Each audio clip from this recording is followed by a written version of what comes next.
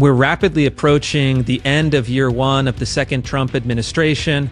I think it started out with some very solid wins, kind of blitzkrieg-style action on many fronts. But has the Trump administration hit a stall? Are things going as well as they should be? On this episode of Rufo and Lomez, we're going to be breaking down the successes, the failures, and offering a 5-point agenda to make sure the Trump administration is a stellar success moving into the midterms, moving into the end of the second Trump presidency. Stay tuned, all that and more.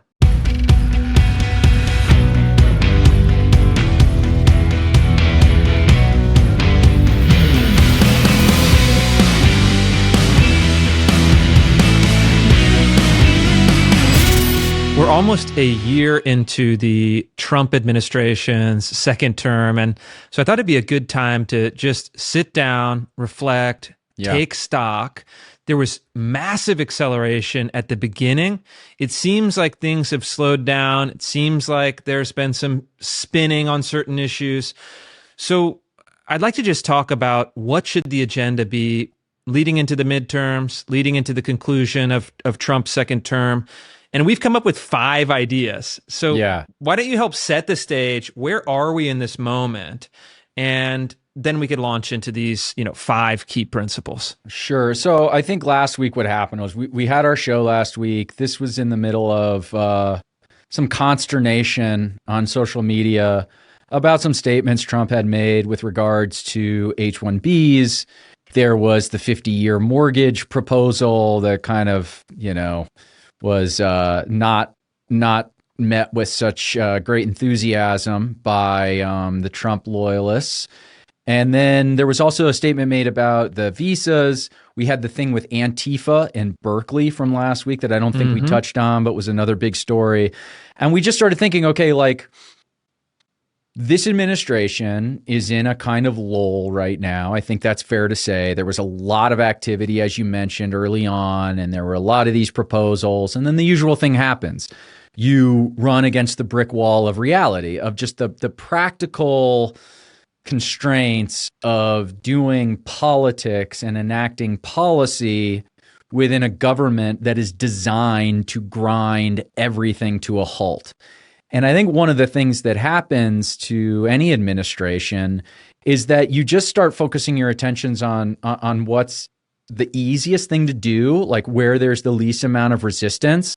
And for most presidents, that actually is foreign policy, because the executive, for whatever power he might lack elsewhere, still has more or less total control of what happens from a foreign policy perspective. And I think the administration has just said, okay, well, this is stuff we can get done. We can go get W's on foreign policy.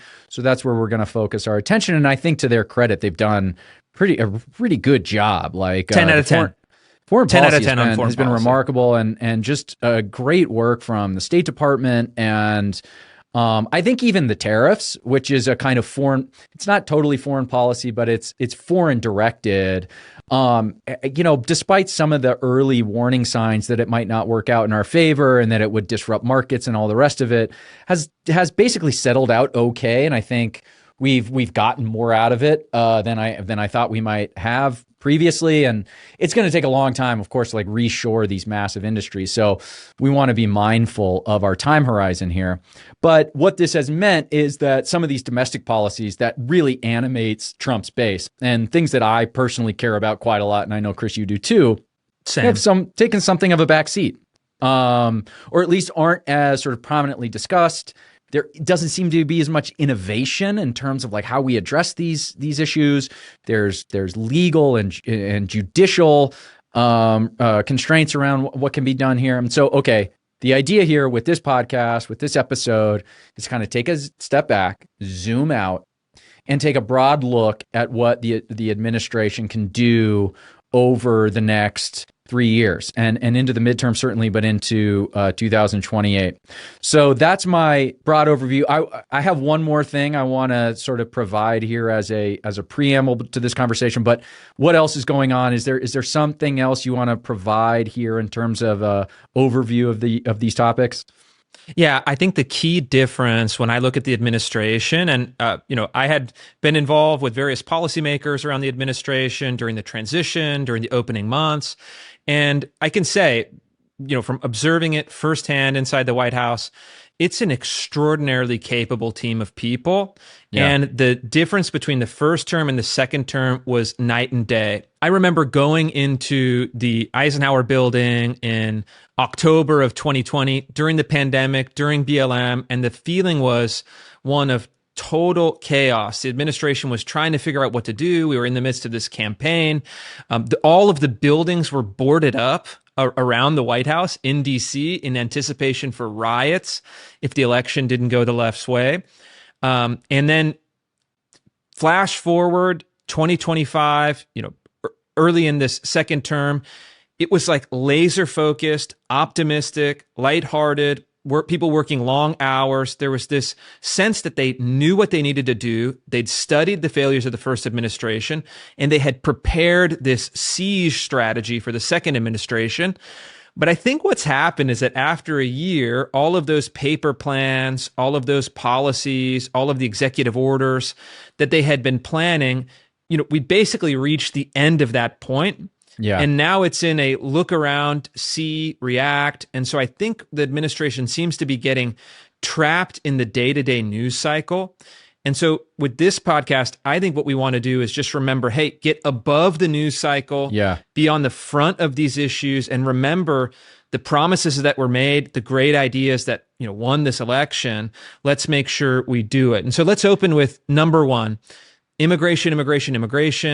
There has to be a way to accelerate deportations. Yeah. What's been your feeling, looking at the numbers, looking at the media narratives, looking at your daily life even? Yeah. How is the deportation effort going? What has to happen for it to accelerate? Yeah. Okay. So, for me personally, this is my number one issue and has been for as long as I've been sort of politically aware. Immigration is the thing. It is the thing that animated Trump to begin with. It is the thing that needs to be focused on above everything else. I think like the underlying question of this administration in this political moment is some decision that needs to be made about who we are as a country. And when I say who we are as a country, that means who embodies the country, the sort of literal people that make up the country. Any democracy is sort of like dependent on pursuing the will of the people. So the first question then for any democracy is who is the people in question? And so immigration really is the fundamental issue of our time. And I think we have, estimates range from 15 million to like 50 million illegals in the country. There are a number of people who are here legally, but maybe ought not to be here legally because of various loopholes that were put in place in the Biden administration, people coming in on very sort of dubious, sketchy legal territory. Yeah, yep. Refugee status and all of these other things. So we need to look, let me just say this. I am basically, a moderate mainstream Republican, but we need to deport all these people, okay? I'm sorry to say this. They don't belong here. They are that is the moderate, mainstream, rational position. Look, yeah. I'm like tired of like circling around this issue and trying to like step on eggshells and like I just see this all the time. Like mainstream conservatives have lost track of what the base wants. And this is it. This is what the base wants. They want deportations. They want an end to both illegal and legal immigration. We are faced with an inflection point in this country. And if we don't do something about it, we are going to lose track of who we are. We need to put a pause on all of this and then figure out from a cultural and social perspective how we assimilate all of these people who have come here over the last several decades. Okay, so what we've seen is a lot of fireworks, especially when it comes to DHS and ICE activities. But the actual deportations are rather low. Okay, we just have to admit that. When they go into a place like Chicago, despite all of the stuff happening and like all of these reports we're seeing, even in these Chicago raids, they're only getting like in the hundreds of people, maybe the thousands of people, four-figure thousands of people. It's not a huge number. However, to the administration's credit, what this is producing is a lot of remigration. What is remigration? This is a term that I want everybody to familiarize themselves with.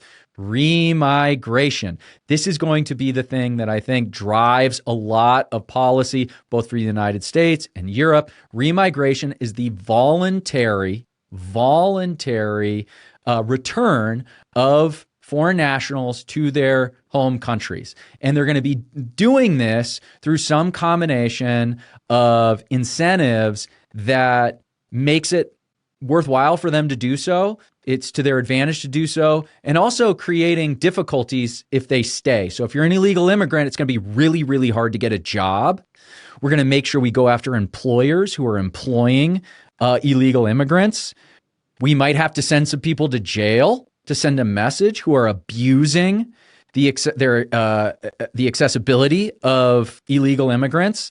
And in time, people are going to realize that they don't have a home here. They don't have a future here, and they're going to have to go home. Okay, this is harsh.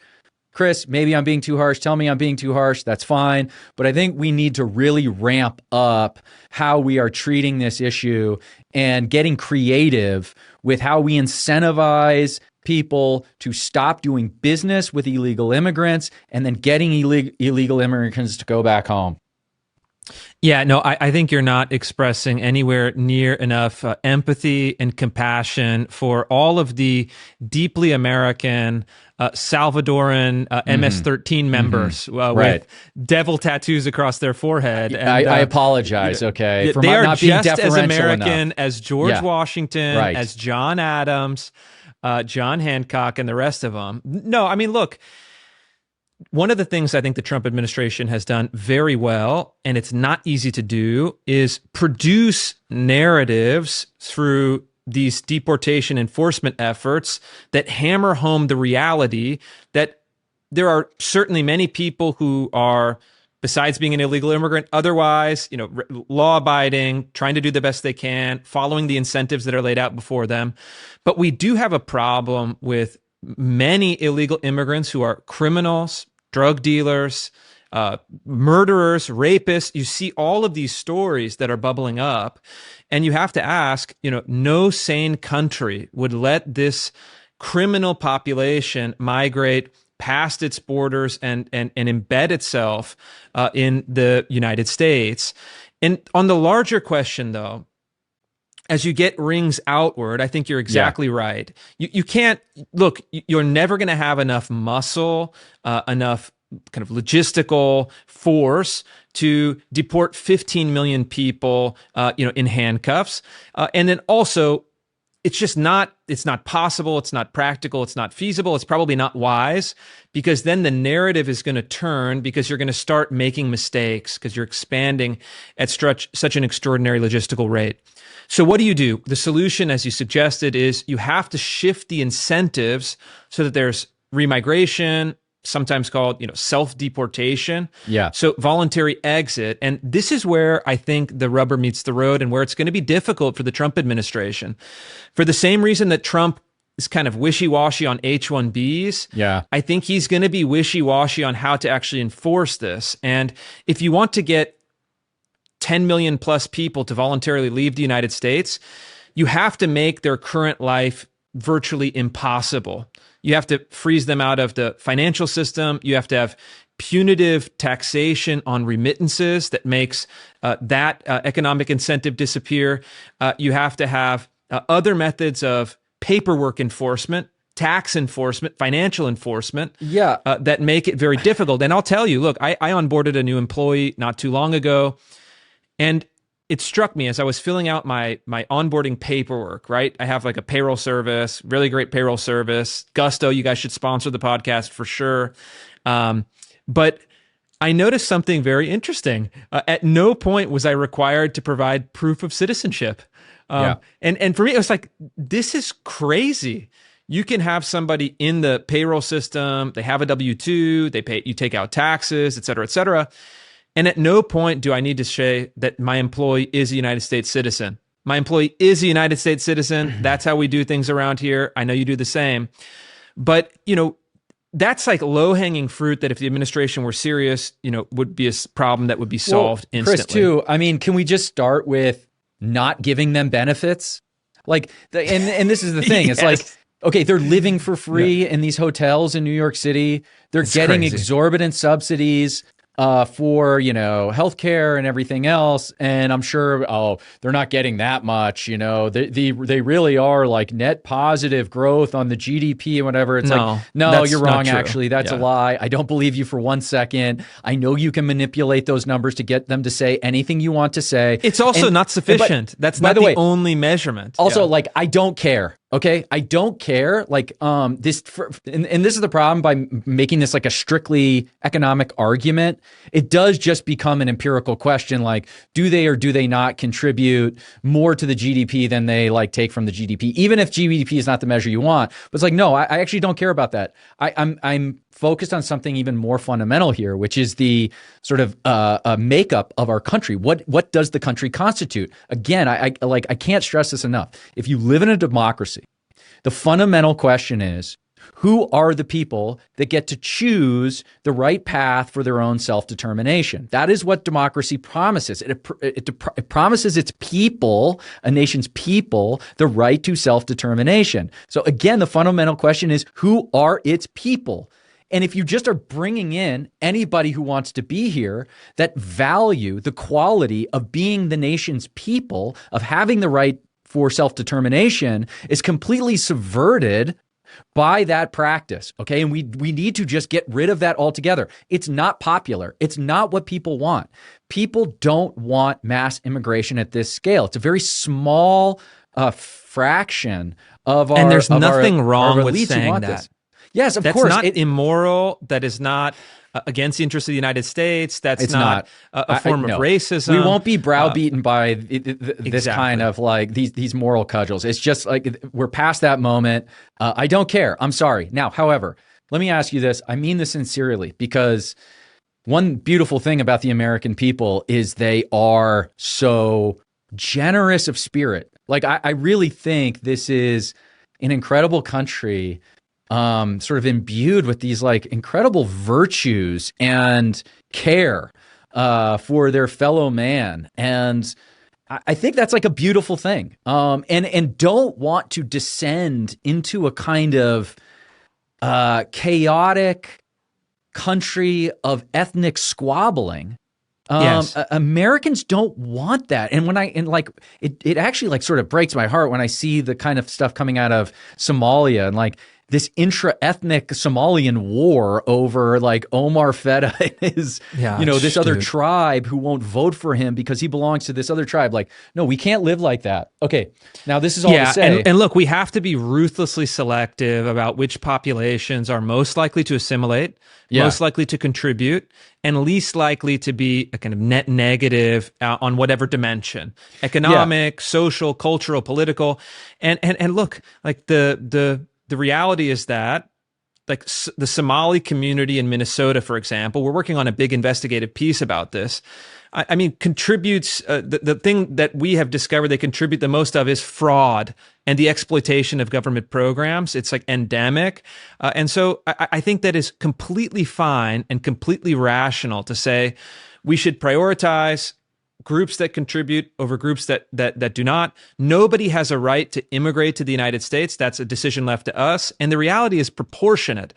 I'm actually, in theory, I'm pro-immigration. Obviously, immigration. My father was an immigrant. My wife was an immigrant. But there's also comes a question of proportionality, where, hey, the proportion right now in the United States is causing difficulties. Let's get it back down. Let's assimilate this wave of immigration. I believe America can do it. I'm very optimistic about that, especially relative to Europe, which is not good at assimilation. Chris, and then when we assimilate, and then my kids are older, they have kids, and everything is great, we can make a prudent decision at that time, but I think a shutdown and certainly accelerated deportations is necessary. As the great Enoch Powell once said, numbers are of the essence. Numbers are of the essence, okay? But all right, now I want to just address one point here. This is important, okay? I am less interested in being correct about this than getting the things done that I want to see get done. So there's a pragmatic tension here. And I'm thinking about like my mom, and this was sort of like the point I was driving at with the sort of spirit, the American spirit, this sort of loving spirit. In theory, when I have the conversation with her about immigration, she understands the problem, and she understands in the abstract the need to deport or get rid of, some number of immigrants. But when she sees the images of it, and she sees, this person having to go back, and there's the crying person on the camera, and the husband had to return to wherever, regardless of whether there's a good argument to be made that this person was a criminal or not, she changes like her mind. She gets sentimental. Sure. And the truth is that like people are sentimental about this topic, and we have to be aware of that. So, how do we, like, this is a question I ask myself. It's like, how do you construct an effective deportation regime that somehow prevents this disgust impulse or this reaction from well-meaning liberals? Pity impulse. Yeah, the pity impulse, which I shouldn't even say that is exclusive to liberals. I think that is kind of, there's an across the board impulse toward that. Maybe conservatives are slightly less willing to indulge that feeling. But there is this thing that can happen where if the optics get bad, there's going to be some public resistance to deportations. And I think, like, look, we just have to be realistic about that. We have to be clear-eyed. It's a very simple strategy, though. You just have to deny the optics from a strategic standpoint. And the way you do that is through reshaping the invisible incentives, reorchestrating the kind of paperwork environment, and then shifting the kind of financial system towards that voluntary remigration, which does not create the spectacular pity moments, which does not create the, young people in handcuff imagery. And it just says, hey, this is the new, it's like taxes, right? This is the new, essentially, taxation and regulation, and then people will make the decision, and then the ultimate decision goes with the individual. You then pull out, you kind of deprive the left of having those images. Yeah. So let's move on. Number two, this is something that I think is Chris, our listeners have to remember, if they're listening on Apple Podcasts, okay, press the subscribe button, rate and review. This is very important. We have orders from above, okay? Yes. We got the call. We need to make sure that our listeners are subscribing and what kind rating of verbs? the podcast. Are they smashing the like button? They are gently caressing the like button. Yeah, they're affirmatively. This is okay. It's an emotional experience here on the podcast. It'll make you feel better. Yeah, it's like this is like a digital. It's an act of love. That's really what it is. For it's us. An act of Do love. it for your countrymen. Okay. Do it for America, and we're climbing up the charts. Okay, number two. An economic agenda for young Americans. This is an issue that has been, I mean, it's probably the issue with the most emotional and visceral response right now, and for good reason. The economic fortunes of young people seem to be, and in many cases are, in fact, radically different than they were 10 years ago, radically different than they were 30, 40, 50 years ago. We have a generational challenge, and it seems like the Trump administration and, let's say, Gen Z, the generation below us, is starting to diverge.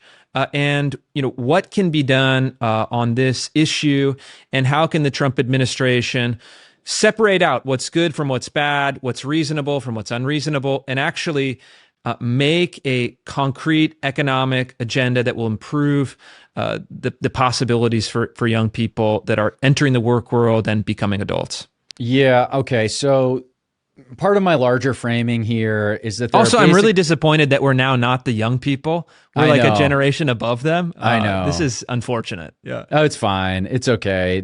Young in spirit.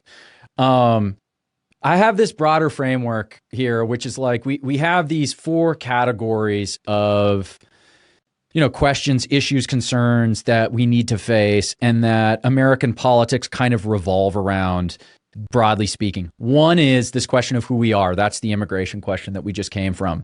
Two is this bifurcation in how our politics and social life are to the benefit of the young versus the old. And that actually should be reversed. It's to the benefit of the old, and the people getting short shrift is the young. And we need to figure out some way to balance this out. On our last podcast, this came up because we were talking about the 50-year mortgages, and that just this kind of like pointless proposal, these grasping at straws for something to give young people. Obviously, that's not enough. That's a nothing proposal, but it raises the larger question.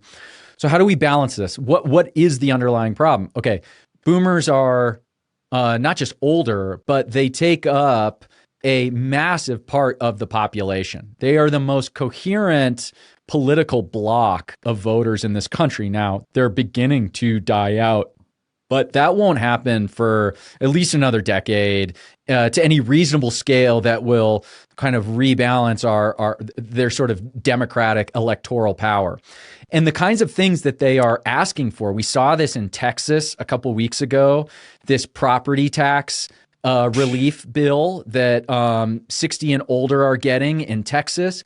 We have an equivalent version of this in California. Prop 13 has locked in property taxes from the time you purchase your home.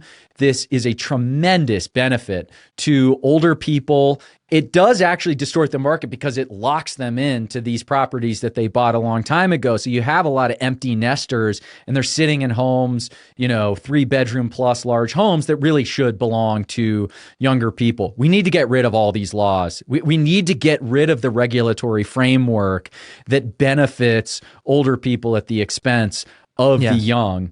And so I have some other policy proposals here on the margin, but let me just end with this, with the more abstract point, which is the young people are going to get really, they're already getting radicalized, but I mean really radicalized. And at some point, they're going to start to act out. They're going to start to demand with a kind of revolutionary fervor that things change to their benefit. And if the ruling class, left or right, doesn't do something to address these concerns and address the real fact that there is downward mobility for younger generations, we're going to start to see some pretty ugly things. We're going to start to see some pretty ugly politics. We're going to start to see a lot more violence. And I don't want that. I have young kids. I want to live in a society that is not chaotic. I want to be able to go to a coffee shop and not have to worry and be looking over my shoulder because some lunatic might walk in and start shooting the place up. I think we don't give enough credence to the fact that if we don't address some of these problems, young people could start to spin out in some really ugly ways. Okay, so we can get into some specifics, but that's my broad point on this. Yeah, it's really interesting because I have Gen Z employees and Gen Z colleagues and Gen Z friends, and it really is a radically different entry into the adult world than we had as millennials. And the key moment for us, for millennials, was the Great Recession, right? Mm-hmm. So 2008, 2009, the financial crisis, the Obama years were formative for us. And, despite the politics and despite the financial dislocation of the Great Recession, I never really felt that putting my life together was impossible. Right. I never really felt deeply that the system was discriminating against me because of my identity. And I never really felt that if that that kind of American archetypal life, a family, a career, some travel, cultural pursuits, it always felt that it was within reach. I never felt a kind of existential fear that it was impossible. And for Gen Z, there is a real, genuine fear that that script, that life path is impossible for them. And look, on the one hand, your 20s are a very anxious, emotional, chaotic, difficult time. You've been promised a lot. You're trying to fulfill some certain expectations. And I still think the basic kind of Jordan Peterson-esque formula for your own personal development does yield benefits, does provide some kind of guidance that has been lost in our culture. But the reality is that even in the little town above mine, which is kind of a tough little town, it's not a beautiful, idyllic, high status, great place. You know, the young friend of mine was renting a place up there for like $1,500 a month in an apartment. You know, not a nice apartment, not a fancy apartment, not a high cost town. And it really does communicate that housing especially is completely out of control. And young people are spending a huge part of their paycheck just to be able to figure out a place to live. That is a change. That's something that happened after COVID. And then on top of that, with COVID, young people, you know, I was talking to some folks in DC last time I was there. Hey, what am I missing with this Gen Z kind of angst and fervor? And they said, look, our high school and college experience was a nonstop struggle session where, especially if you were a white male, you were told that you were fundamentally evil. You were discriminated against explicitly and, you know, implicitly, and you were marked and scapegoated and demonized. And then you also have this distortion of the economic system that makes those kind of first steps to get out of your parents' house, to get out on your own 2 feet, more difficult than ever. And so, look, there has to be an agenda. It has to be, and it's going to be hard. It has to be a reform to the monetary and financial system. It has to be a reform to the policies of institutions. And it's not going to be easy, but I think that the Trump administration, unfortunately, doesn't seem to be thinking and taking seriously those concerns. And I hope that changes in the coming years. Well, you know, Trump is a boomer. I love Trump, of course, but he's a real estate boomer. A real estate boomer, too. I just think because I talk to a lot of older people about this, even ones who are sort of sympathetic or want to be sympathetic, and they just don't get it. They really don't. And there's you lose neuroplasticity as you get older. It becomes harder and harder to sort of take on new ideas and new frameworks for understanding the world. And I think a lot of this to them just reads as, you know, petty, entitled complaints about, young people want more than they deserve or something. And they just really do have a difficult time understanding it. So I'm not going to hold my breath and wait for these older, institutional people to make sense of this and correct it. It's going to require younger people. I also just and ultimately, here's the thing. Yeah. The thing that no one wants to admit, it's going to ultimately require housing prices to go down. It's going to require a correction in the housing market. And so this is always a trade-off, right? People get upset when housing prices go down. Other people, younger people, are upset when housing prices are too high. They can't both be satisfied. And I think to kind of button what you were talking about, that generational gap, the rebalancing is going to be painful for older people, for people who have already bought a home, for people who are locked into existing, mortgages and home debt. And so look, there's like no easy solution. And my fear is that the Trump administration will try to offer, kind of throw a bone with ideas like 50-year mortgages, which are short-sighted and counterproductive. But actually make the problem worse, by the way, because it's like insulting, honestly. And it's actually a bad deal for the individuals who would theoretically take them. But the reality, and they want to have interest rates lower. The president is signaling he wants a lowering of interest rates. But, lowering of interest rates, at least for the short term, is going to inflate home values further. So this is a hard question. And I think that, on the bright side, I think Secretary Bessent, the Treasury Secretary, is hands down the smartest, most capable, and most impressive cabinet secretary. Yeah. Marco Rubio is another one, and Russ Vought at OMB. And so I hope that Bessent starts thinking about this. I'd love to see his team, start considering it. Yeah. Shout out to everybody at Treasury. You guys are doing an incredible job.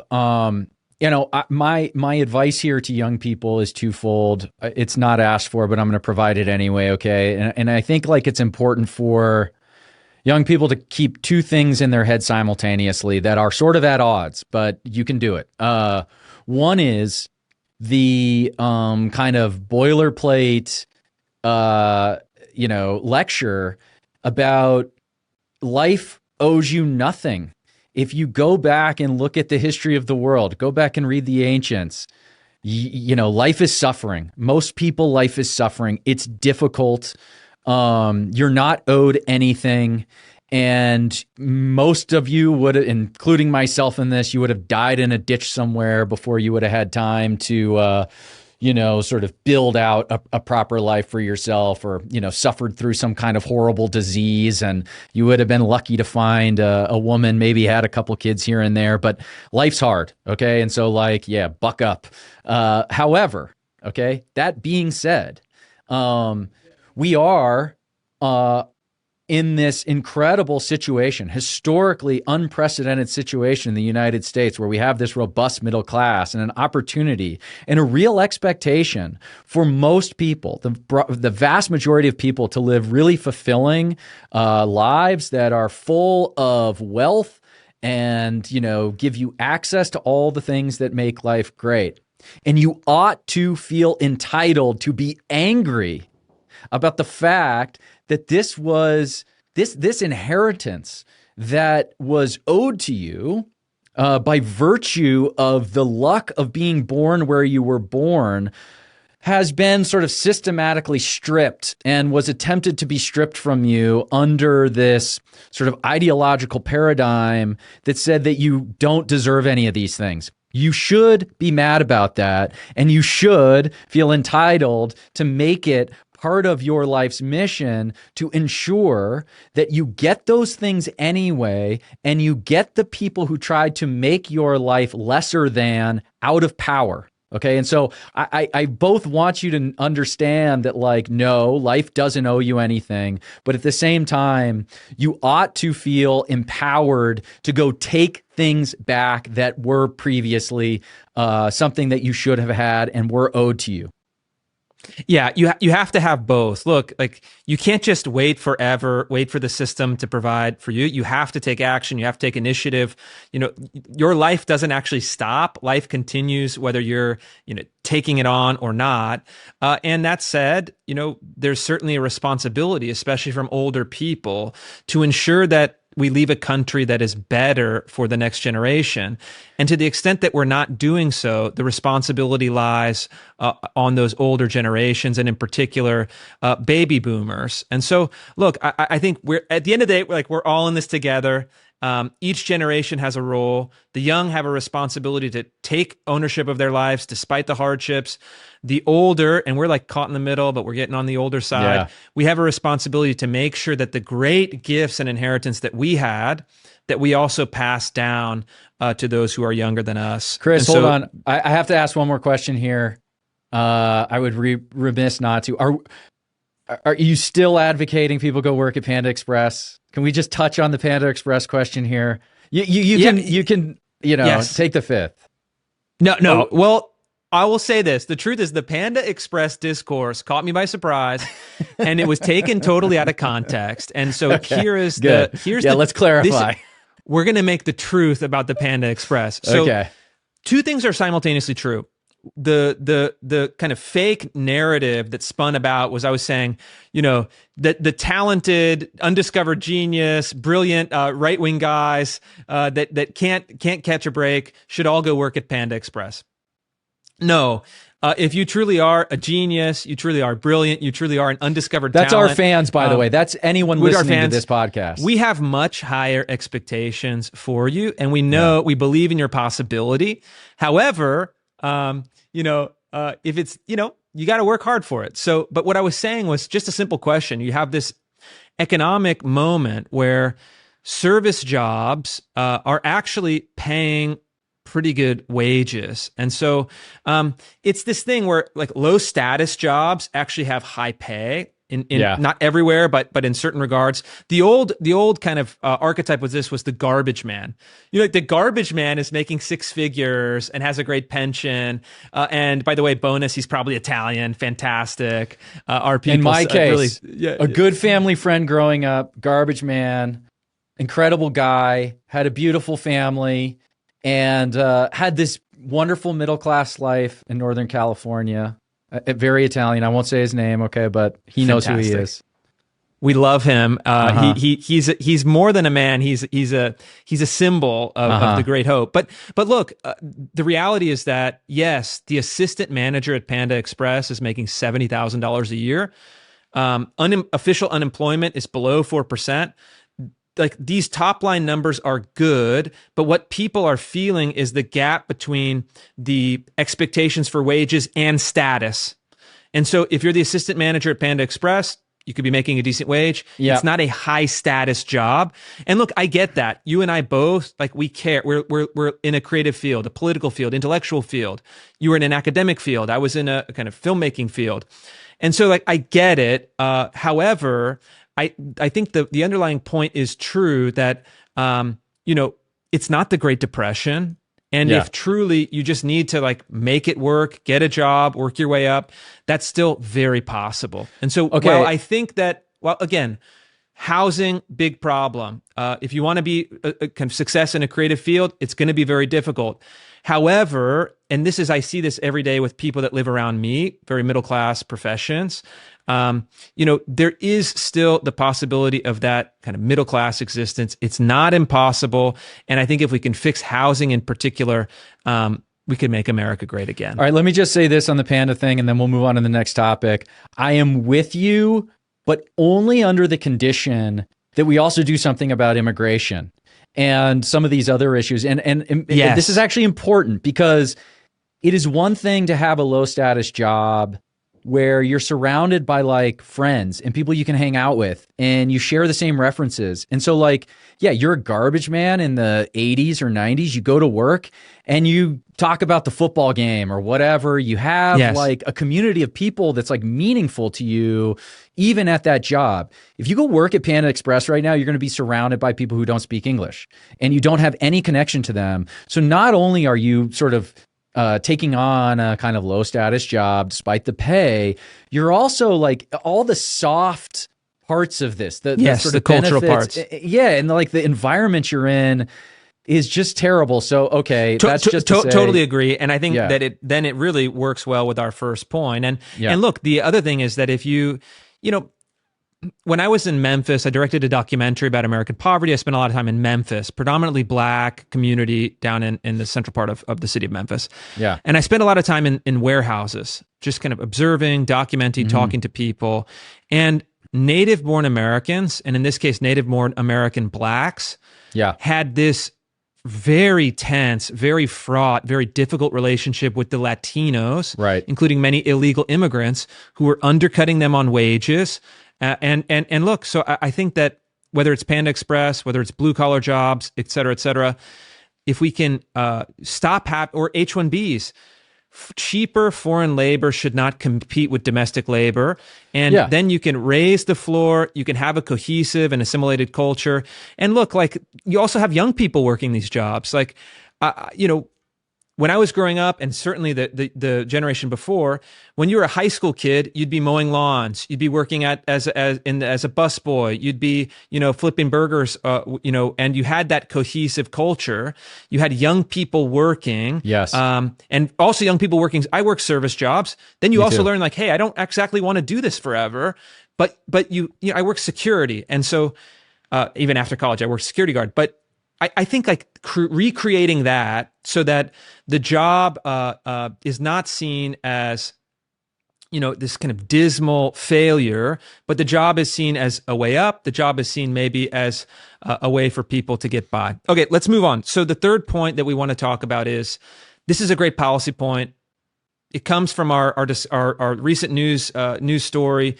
Antifa radicals in Berkeley, California, disrupted a Turning Point USA event outside of UC Berkeley, punched a conservative in the face. The conservative gets arrested.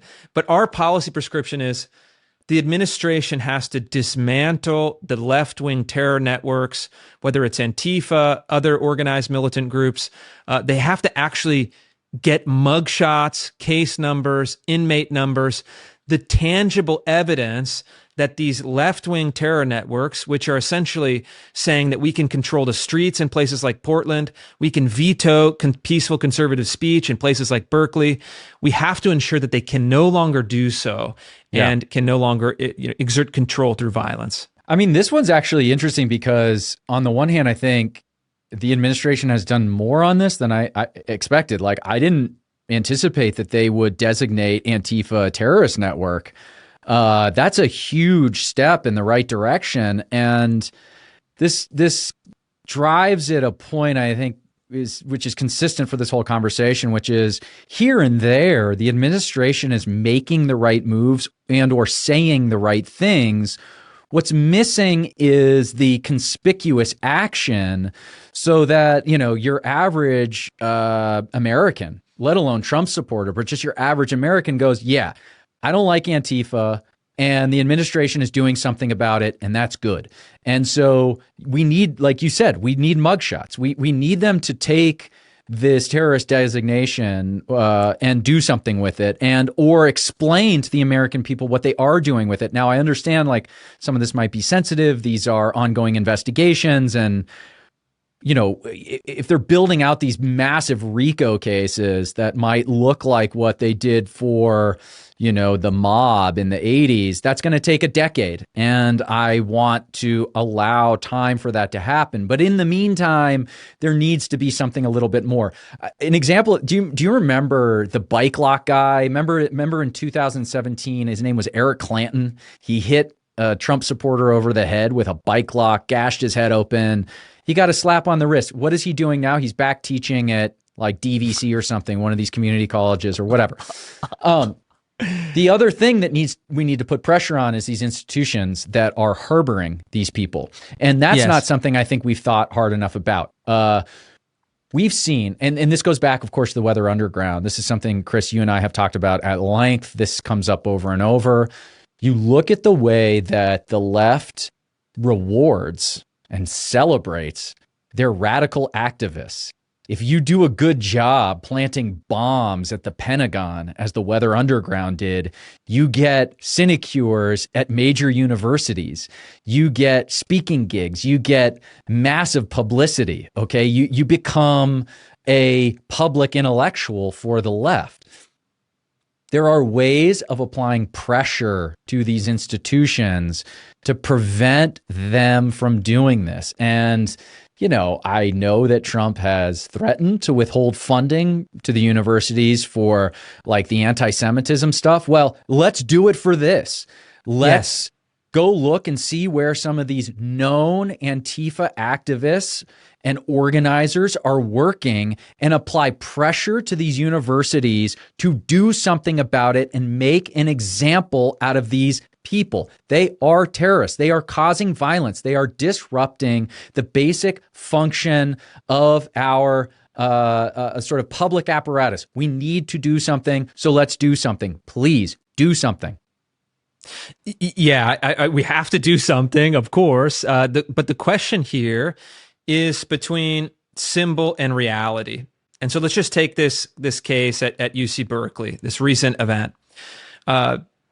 The Attorney General, Pam Bondi, released a great tweet. She said that Antifa is an existential threat to our nation. The Department of Justice is going to take every action possible to dismantle these networks. The president has designated Antifa a domestic terror organization, et cetera, et cetera. But color me skeptical. Why hasn't the person, why hasn't UC Berkeley been defunded? Just say, hey, we're withholding funds until you can establish a basic environment of civil discourse. Why isn't, I expect that this will happen, but it hasn't happened quite yet. Let's get into it though. Why not? Okay. You're like, I don't mean to put the pressure on you to do something personally. Put it on me, yeah. But you've been closer to these levers of power than most of us. You've seen what's going on in DC, not as a formal like official of any kind, but you're there. You've seen how the sausage gets made, or you've been in the sausage factory. Why isn't there something happening? Is this a personnel problem? Is this a follow-through problem? Is this a lack of will? Does this have something to do with the judiciary gunking up, the gears? Like, what is going on? There's a high level problem, and then there's a middle range administrative problem. The high level problem is that certain cabinet officials are doing an amazing job. They're extremely aggressive, and others seem to be more in it for the prestige, more in it for the spotlight, more in it for the perks of the office. And so we have to get people that are willing to fight and willing to play hard, and it has to be backed up at the highest level of the government. There's incredible people. I mean, if Stephen Miller kind of had the run of the show, Berkeley would be like defunded in perpetuity. Yeah. It'd be fantastic. Yeah. But look, as you go down, people are a bit more cautious. People are a bit more tame. People are a bit more circumspect. But there's a deeper problem if we want to talk about these radical networks writ large. Okay, you make UC Berkeley a target. You make some of these NGOs a target. You have investigations into individual incidents. But if you actually say we want to have a systematic effort to dismantle left-wing terror networks, the fact is that your idea, well, maybe they're doing these complex RICO investigations. They're not doing that. There's no evidence that they're doing that from my reporting inside the FBI. The opposite is true. The FBI for the past 30 years, and especially for the past 10 years, the directive from the top and the directive from managers in the various regional offices has been focus on right-wing, neo-Nazi, white supremacist, domestic terror. There isn't a equivalent domestic terror problem on the left. And so even in the Northwest, I have friends that were, sources within the FBI here. I'd ask them, like, what's the deal? Are you guys going after the Antifa groups in Seattle? Are you guys going after the left-wing terror networks in the Northwest? And the answer for many years was no.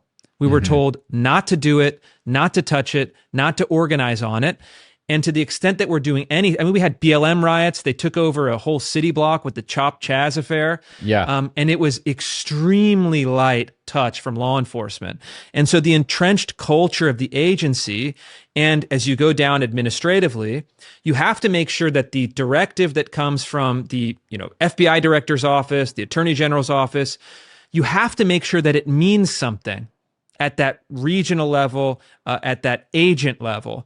And I am not convinced that the current leadership, that the current kind of structure, the current techniques that they're using has sufficiently done that. I'd love to be proven wrong. They still have 3 years. But I think that at this point, we have to be skeptical, and we have to judge not on potentially what's happening behind the scenes. We have to judge on outcomes. It's like scalps on the wall, mug shots on the milk carton, whatever it is. We have to see mug shots. We have to see case numbers. We have to see prison sentences, and we have to see nonprofit status revocation for any of those groups that are supporting. So, okay. So what I'm hearing though is what you're saying is there's this structural problem, which is the left had completed their long march through the institutions, which includes the FBI, which includes our intelligence agencies, and has pointed the eye of Sauron exclusively on the right.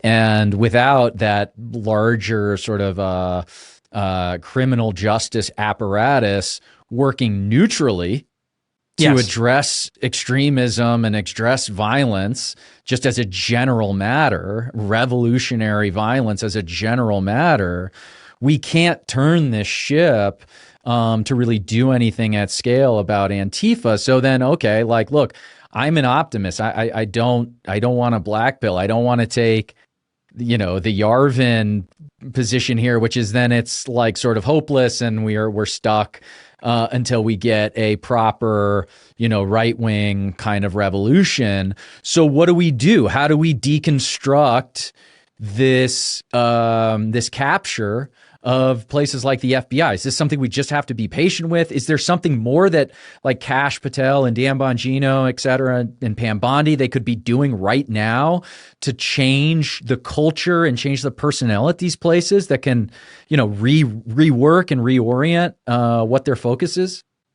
Yeah, yes, of course. I think it's a problem of management and administration. And so you need to have people who are extremely capable operators, extremely capable managers, who know how to work large organizations, who know how to focus energy towards the goal. And I don't think it's the case that, the FBI, field officers are the equivalent of like the sociology department at UC Berkeley. Right. So to the extent that they've become captured, I don't think that's true, actually. I think they're actually, in my experience, mostly middle of the road, all American, good guys, want to do the right thing, want to, lock up the bad guy.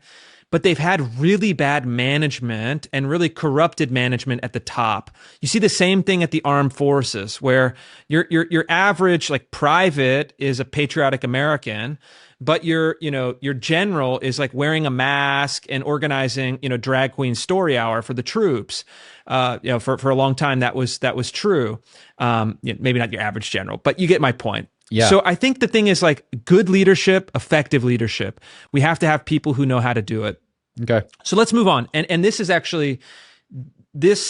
dovetails really nicely because it's something that's very concrete. Part of the administration's great success in the early days was abolishing the DEI bureaucracy within the federal government. It was a day one executive order. And within 30 days, most of the DEI apparatus throughout the federal government had been destroyed. And actually, to my surprise, even, there was very little pushback. There was very little resistance. There was very little backlash. However, institutions on the outside, corporations, universities, school districts, have kept this DEI system, a system of anti-white discrimination in particular, as part of their operating procedure. And so I think for us, point 4 is you have to use the power of the government to say, this stops now. It's a violation of the Civil Rights Act. You don't qualify for federal grants and contracts. You have to stop it. Yeah. Okay. So, I mean, I think another sort of broad category of change that we're asking for here combines the previous category with this one. So as with Antifa, what we're asking for here is a total reform of these institutions. We need to radically reform higher ed and, all of these, like the medical industry, et cetera, and remove all of this ideology that crept in over the last 10 years. I am a extremist on this point. Okay. I really think we need to treat this ideology like a cancer. And we need to go in and systematically identify how we do this, I guess, is up for some debate, and we can argue on the margins, like who is an influential leader versus who is just someone following orders. There is an important distinction there, but we need to identify anybody in a position of leadership, the decision makers. And we need to go back and we need to look at who was making decisions in accordance with this anti-white ideology, but that broadly is encompassed under this sort of like woke banner. So this would include like the trans stuff and, anybody in the medical industry who's trying to like trans kids, et cetera. And we need to remove them completely. We need to apply maximum coercive pressure on these institutions to get rid of these people. They cannot employ these people any longer. That I know this sounds harsh, but no, we have to just fire them. They're going to have to go find something else to do. They were derelict in their responsibility to steward these institutions in a manner that was consistent with the public good. Okay, these are public-private institutions that exist to be stewarded in the interests of the citizens of the United States of America at large. They were derelict in that responsibility, and now they need to face career consequences because of it. I really am agnostic on what this looks like. any way that we can find to apply pressure to these institutions. Withholding funding is a major lever that we need to pull and get comfortable pulling. And there's going to be a lot of wailing and gnashing of teeth. And we saw this a little bit at UCLA, if you remember. There was withholding of federal funding. Oh, we can't pay our grad students. Tough. You screwed up, and now you got to pay the consequences. But we need to target this specifically on this anti-white ideology. Absolutely foot on the accelerator until we get what we want out of this. We have a small window to do it, and if we don't do it now, I am warning anybody with ears to listen, this is going to come back 10 times more potent than what we saw previously, with the added problem that they're going to have learned the lesson of how to rearrange their rhetoric so it doesn't trigger the same kind of public response. They are terrible, malignant people, but they are not dumb, and they're going to learn a lesson. And if we let them get away with it, things are going to be really bad 5 to 10 years from now. I think that's right, but I don't think we should be agnostic on the solutions, because that's really the question that demands our attention. And that's kind of the harder question right now, because I think we won the debate on these issues in the last 5 years. If you look at BLM, the rhetoric of systemic racism, the policy of DEI, the ideology of critical race theory, those are all essentially the same general concept that penetrated the institutions, that became a subject of public debate. And if you measure the public polling now, the right has essentially won these issues relative to public opinion, 3-1, 5-1, 10-1, depending on how you measure it, depending on how you ask the particular question. The problem, again, is administrative, however. You have to figure out how to take public opinion and shape it into the result that you desire, to change the social and material realities within the institutions. The bright spot that I've seen, and I've had the fortune of, working on some of my reporting and making sure that they're aware of it, sparking some action, is Harmeet Dillon's Office of Civil Rights at the Department of Justice. Harmeet is the real deal. She's an absolute rock star. She has done incredible good. And I think she's a really good example of someone that is not only media savvy and sophisticated, but she's actually a very capable, very tough, and very ruthless, if it needs to be, manager. And so she took an organization, the DOJ Civil Rights Department was probably one of the most left-wing departments within the federal government. And she organized the incentives so that she had dozens of attorneys quitting, and then she's now restaffing with people who are like-minded, and she's targeting these institutions with civil rights investigations.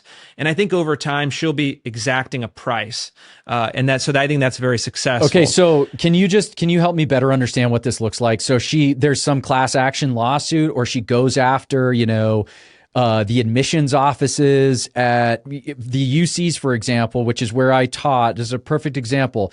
Affirmative action, for example, was outlawed at the UCs years ago. But if you just look at the statistics about who was let in based on test scores and everything else, there's this obvious bias away from white people in particular, also Asian kids to some extent.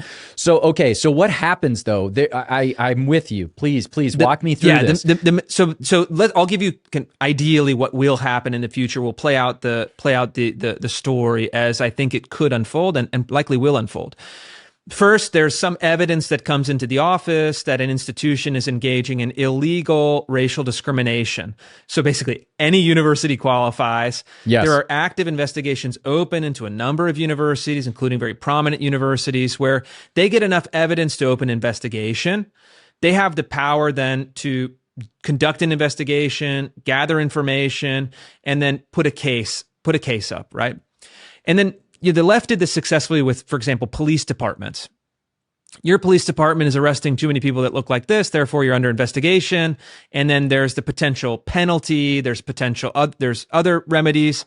And then what happens over time is that many of these departments would enter into to make the pain stop, enter into a federal consent decree, which gives the federal government and a third-party monitor the ability to have oversight over the institution, making sure it complies with the law. They have almost like plenary access to any documentation, policies, management decisions.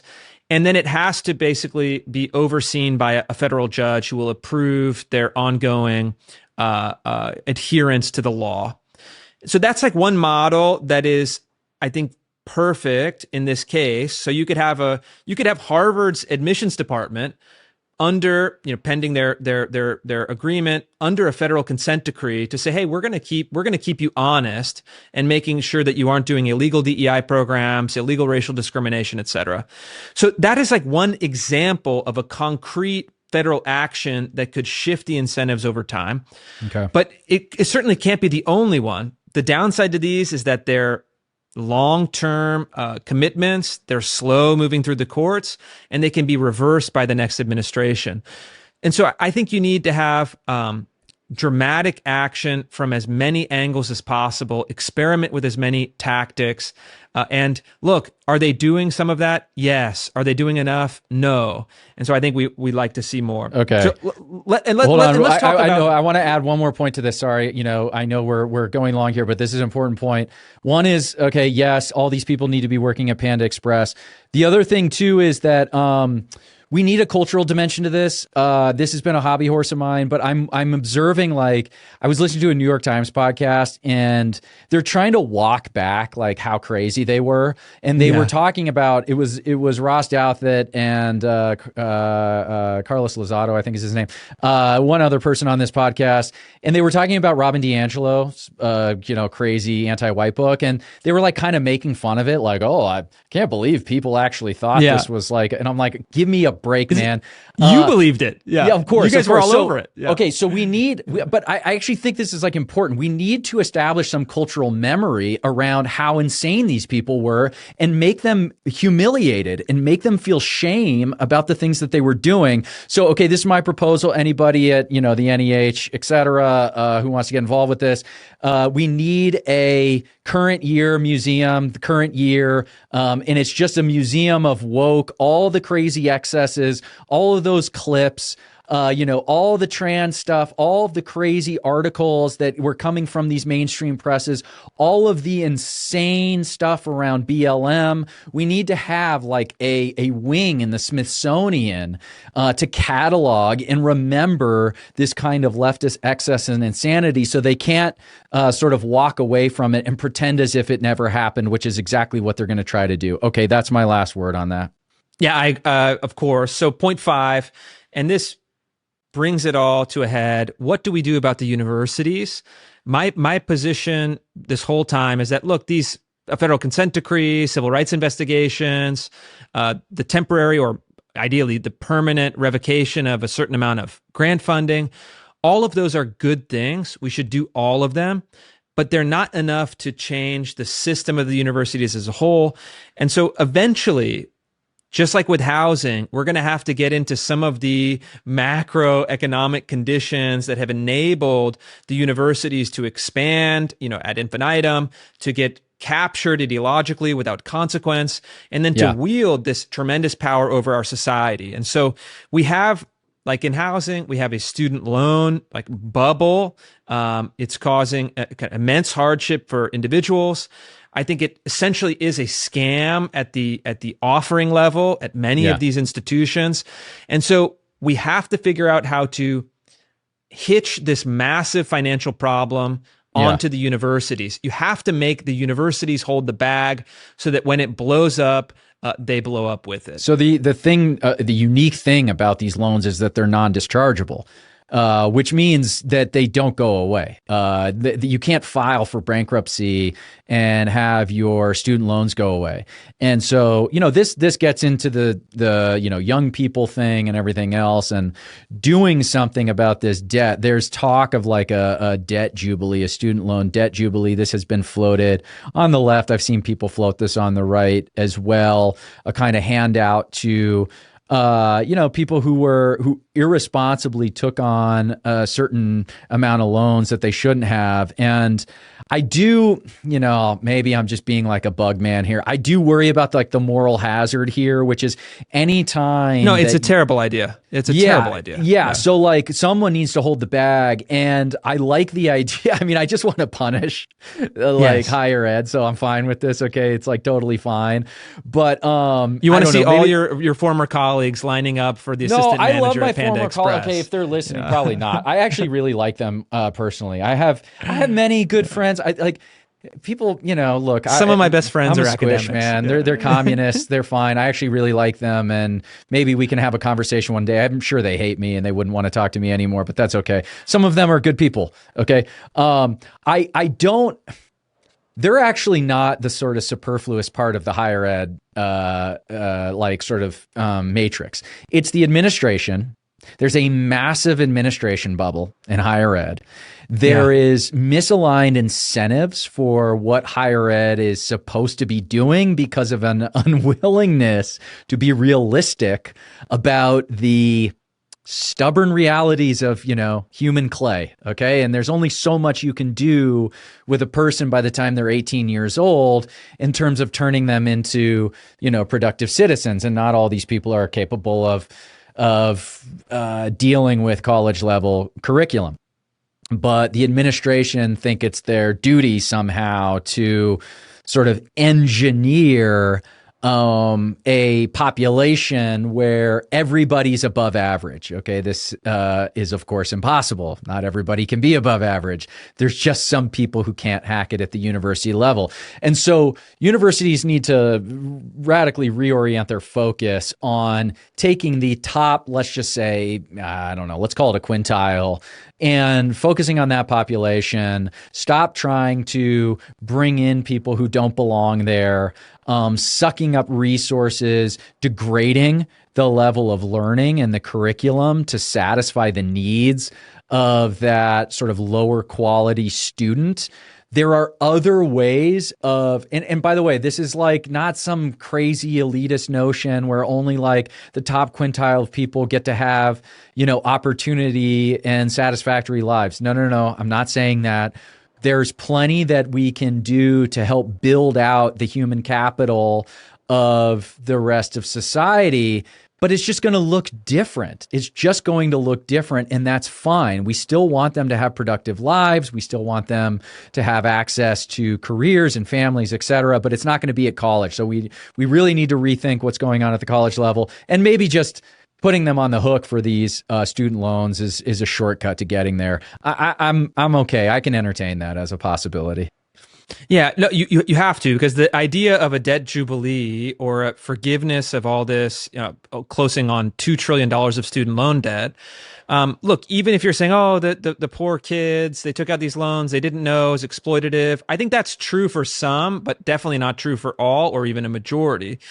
But you do nothing to actually change the system. And so you're bailing out the students, yes, but ultimately you're bailing out the system that will then repeat that at a larger scale, at a more rapid pace in the future.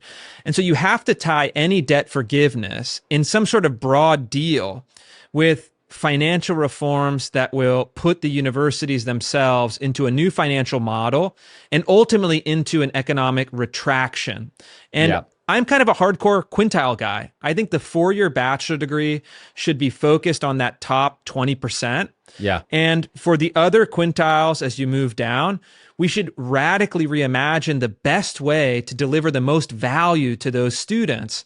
So it may not look like a 4-year degree. It may look like an associate's degree. It may look like a trade school. It may look like an apprenticeship. It may look like on-the-job training. Yeah, exactly. On-the-job training. Yeah. It may look like, look, if you also civil service, if you deport 10 million people, the economic opportunities to move up from the service sector or entry-level sector, blue-collar sector are going to look better sooner. And so I think that you want to create opportunities for young people that serve young people. And we have to get our minds out of this myth, this falsehood, this really destructive idea that everyone should go to college. Yeah. Look, if you want to be a lawyer, you got to go to college. If you want to be a doctor, you got to go to college.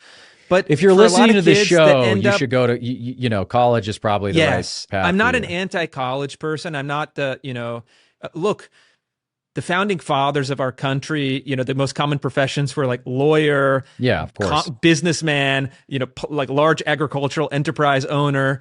So look, we need elites in our country. We should have an educated, responsible, right-wing counter elite that we're building.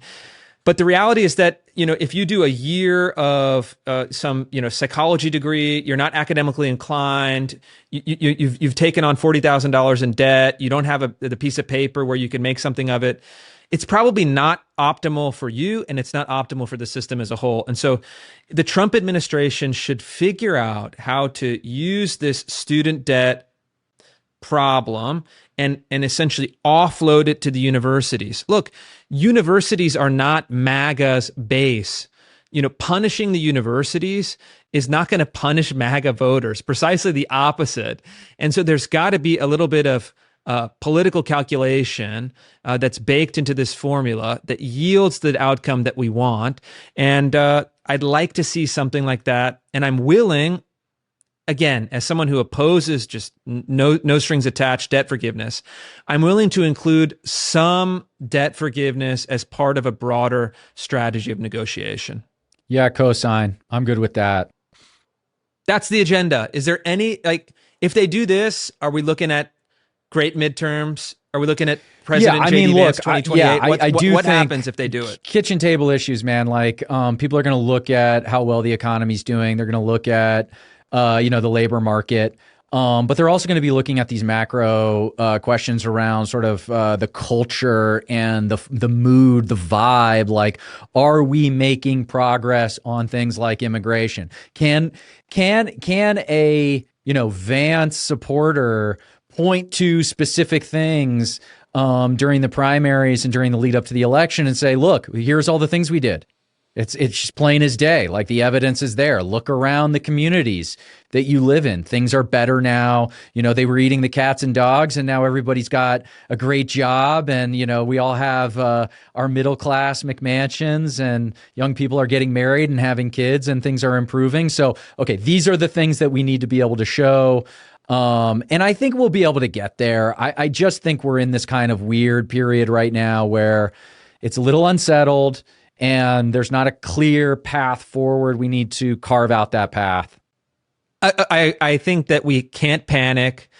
We can't feel a sense of doom and gloom. We have to remember that the fundamentals of policy from this administration have been excellent. Yeah. And we really offer these ideas and criticisms not as a condemnation, but as a challenge to do more. And as a reminder, and look, I have a lot of sympathy for people who are inside the administration. It's a very hard job. You feel like besieged on all sides. It's not easy to actually administer the machine of the federal government, especially with right-wing principles that you want to move through the system. But I think it's important for everyone to just say, hey, take a step back, take stock, re-engage a strategy, and make sure you're laser focused on delivering results. I think all 5 of these ideas are doable, they're feasible, they're desirable, and I think they would yield a political benefit down the road. If the administration can make progress and tangible progress on these 5, I think the MAGA base is extremely happy, and I think people in the middle also will feel a sense of competence, a sense of security, a renewed sense of opportunity, and we'll go from there. Yep. Sounds good. Let's do it. See you next week, Chris. Next week.